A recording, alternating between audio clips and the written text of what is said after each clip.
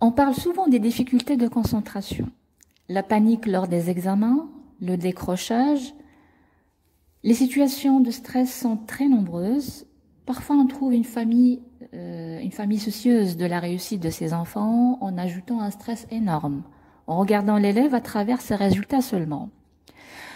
Alors, bien évidemment, sans oublier d'autres facteurs familiaux, les problèmes et le divorce, la maladie, etc.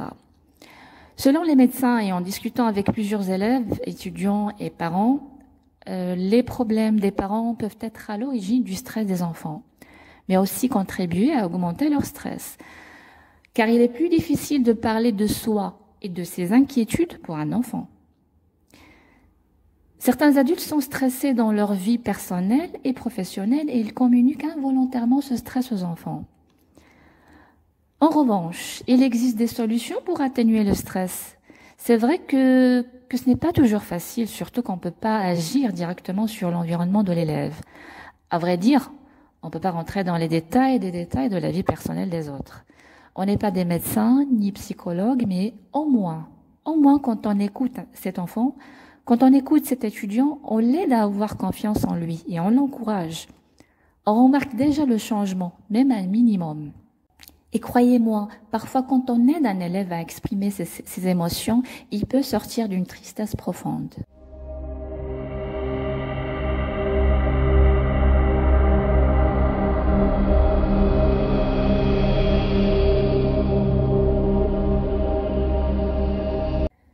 Chers parents, chers enseignants, intervenons de la façon la plus juste possible en identifiant là où les causes de stress chez l'élève. Voici quelques pistes à explorer. A-t-il vécu des événements traumatisants comme la maladie ou la mort d'un être cher? Est-ce qu'un changement soudain s'est produit dans sa vie? Un déménagement ou la séparation de ses parents? Un environnement bruyant et instable cause-t-il une accumulation de stress chez lui? Est-il touché par des événements traumatisants qu'il a vus à la télévision ou sur Internet? Éprouve-t-il des difficultés à s'intégrer à un groupe et pourquoi?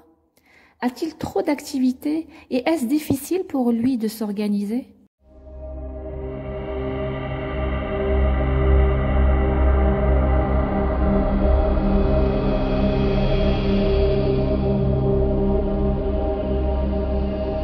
Alors que faire pour atténuer le stress? C'est vrai que chaque personne réagit différemment au stress et doit trouver sa propre façon de le gérer. Chaque élève réagit au stress selon sa personnalité aussi, le contexte de l'événement et son environnement. Il importe donc de lui offrir du soutien, du réconfort et une solution adaptée à ses besoins afin de l'aider à faire face au stress. Chers parents, vous pouvez agir sur l'environnement de votre enfant pour diminuer les sources de stress.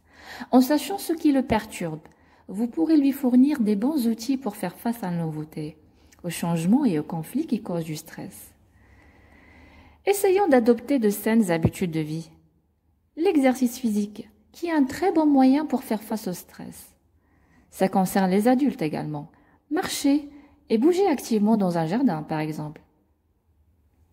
Une bonne alimentation. Assurez-vous que votre enfant s'alimente bien. Un mode de vie sain l'aidera à se sentir bien et à mieux affronter les situations stressantes. Un élève qui est très épuisé à cause d'une anémie, par exemple, alors qu'il ne le sait même pas, il ne pourra pas se concentrer, bien évident.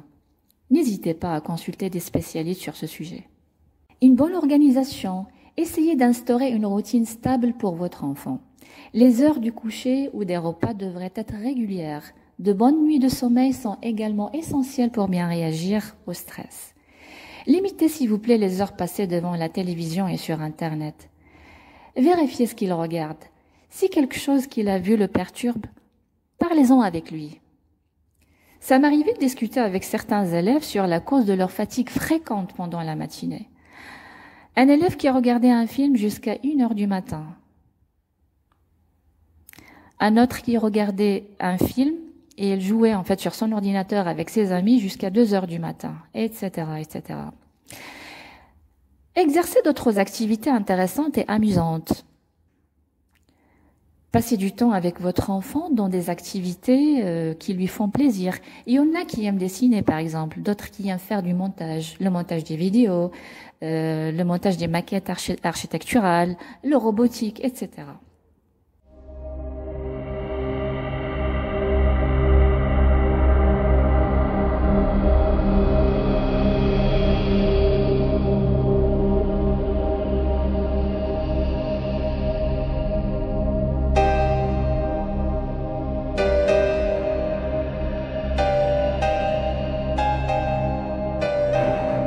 Il y a aussi d'autres points essentiels qu'il ne faut pas ignorer.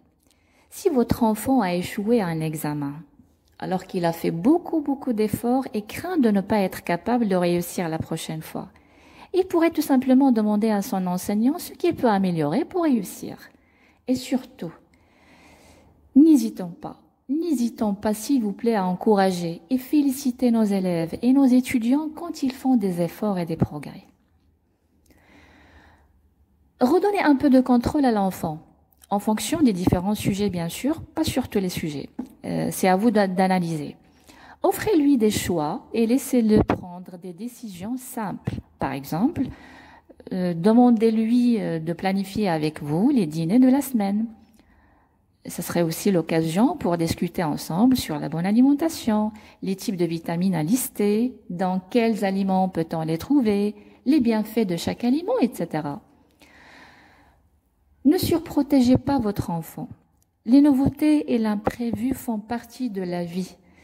C'est en les affrontant que votre enfant développera sa résistance au stress.